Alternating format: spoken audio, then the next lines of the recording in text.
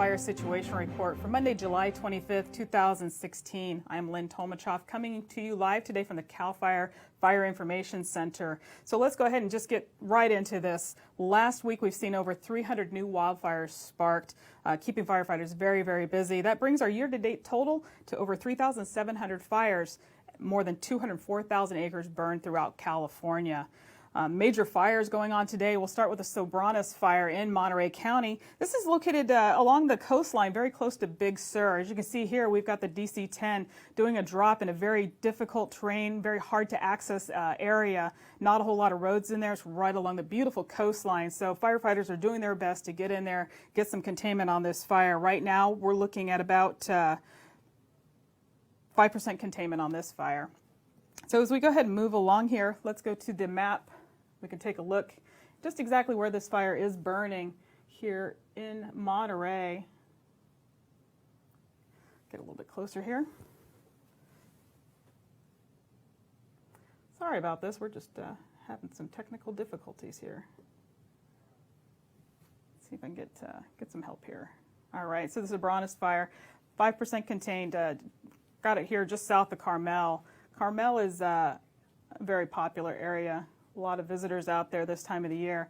So the Sobranos fire, here we go again. Let's take a look at this.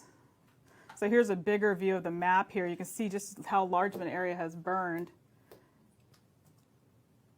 Let's go ahead and get that off the screen. Let's see.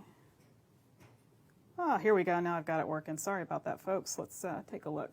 So the Sobranos fire here, you can see the one highway, the Pacific Coast Highway right here, and Sobranos fire burning right next to it. Now this is yesterday's map. We haven't gotten the latest and greatest on it, so it is quite a bit larger today.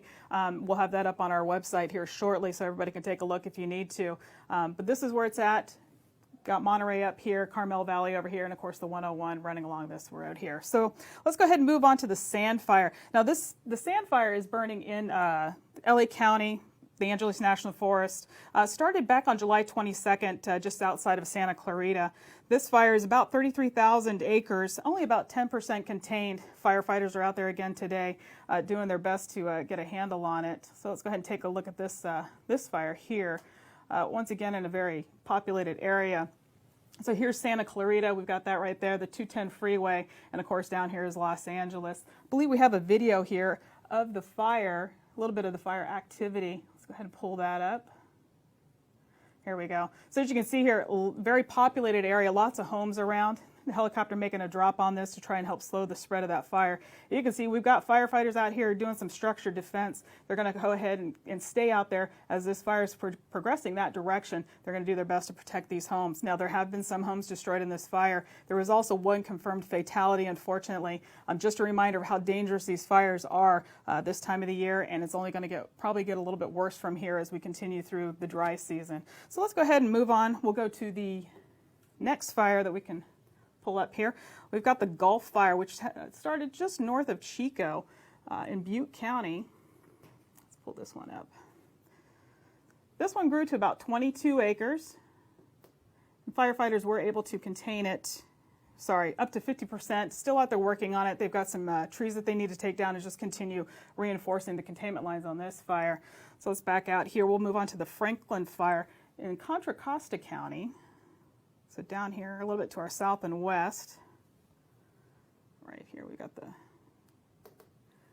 Franklin Fire off of Cummings Skyway in Franklin Canyon. It's just about 6 miles southeast of the community of Rodeo, Contra Costa County. 40 acres, 75% contained. Firefighters making great progress on that fire. So we'll move on out here. We'll head to the Serpa Fire. This one's been going on for a little while, but firefighters making good progress on it also. 80 acres, 98% contained. Hopefully we'll see some full containment on that fire here shortly. Get that one off the list. And of course we have the Roblar Fire. This one started over the weekend down in San Diego near Camp Pendleton.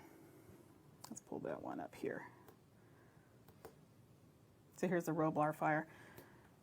Bring that up so you can take a look. So like I said, Camp Pendleton, here's Fallbrook, Camp Pendleton North, Community Rainbow, and Highway 15. The Roblar fire is 1,245 acres, 92% contained. And of course, we'll go ahead and take a look at our last fire. This one's also here in San Diego County, a little bit further south, down near the community of Lakeside. This fire is only 18 acres, about 60% contained. Firefighters should get that one wrapped up here shortly. So let's go ahead and move on to the weather. The weather is looking really bad for the week. It's going to be a very difficult week to get through. This is our humidity. So as you can see, the state is pretty much red. This is where you're going to see some of the lowest humidity you're going to find out there. 13% Fresno, 12% in Redding, 20% here in Sacramento. And then our worst day of the week, we're looking at going to be probably Thursday. Lake Tahoe's at 16%, Sacramento's at 17%, Fresno at 12%. Those numbers could drop even lower, making it even drier out there. So definitely keep an eye out when you're out and about. Could spark a fire very easily. And right here we've got our wind gusts. Now this is only for the next 48 hours or so, but as you can see down here in the desert, the Inland Empire areas, they're expecting a little bit of wind gusts, 20 to 30 miles an hour, with a few pockets of even higher of 40 to 45. So if you live in those areas, just keep an eye out. Be very careful when you're outside doing things. And then of course, lastly, here we go with the temperatures. High temperatures all week, triple digits in many, many parts of the state. This is for today, the 25th, Monday. So we're looking at 105 in Fresno, 102 in Redding. The worst day of the week expected to be on Thursday. As you can see here, these temperatures are climbing. 111 up in Redding. And that's the pink area. You can see there's a lot of pink areas in and through the desert here also. And then Fresno, 103. Sacramento, 104 degrees. That, with the winds that you're going to see in some of the areas down here, along with the low humidity, make it prime for wildfire. So be very careful when you're outside doing things. So that brings us into, let's go ahead and talk a little bit about evacs. We'll bring that up here. There we go. So we'll start with this first. Wildfires aren't a question of if, it's a matter of when for many people that live throughout the state. So we want to make sure everybody out there is prepared. So one of the more important things you have to do, you have to have a plan when a wildfire strikes. So number one, we'll get to our preparedness kit here in just a moment, but make sure you have and you understand multiple evacuation routes in California or in your community in California. You need to know how to get out. And you can't just have one route out, because if that route is blocked, you need to have another way out for your safety. So make sure you pay attention to that. And also make sure your whole family understands that plan and has that in place. So very important stuff. So when a wildfire does strike, you need to give your family the best chances of surviving a wildfire. Make sure you have a preparedness kit in your car ready to go. So what you need to have in there, you need to have a gallon of water, one gallon of water per person per day. Try and keep a 3-day supply in there for everybody. For your pets, make sure you grab your pets and make sure you have some extra food and water for them also. First aid kit, obviously very important. You need to have something in case somebody does get hurt. Documents and money, important family documents, credit cards, cash, that sort of thing. Medications, this is probably one of the most important things that people need to remember. You know, medications can be lifesavers for some people. Make sure you pay attention and have extras of those with you.